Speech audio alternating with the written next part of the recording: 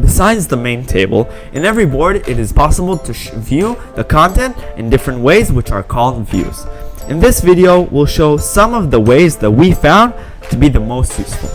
In order to add a new view to a board, you can press the Add View button and choose the view that you like. The first view that will show up is the Kanban. This view represents the items in the form of cards that can be dragged by their status.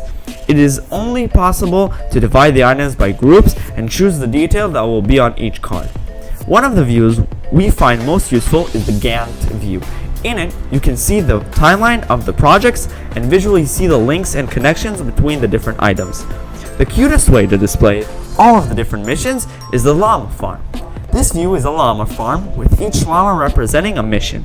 The llamas are color-coded by their mission status, and you can slowly see your farm turn green as the season progresses. We highly recommend this feature. There are a lot of other views, and the ones we showed here are only the ones that we highly recommend for efficient managing of the projects in the team.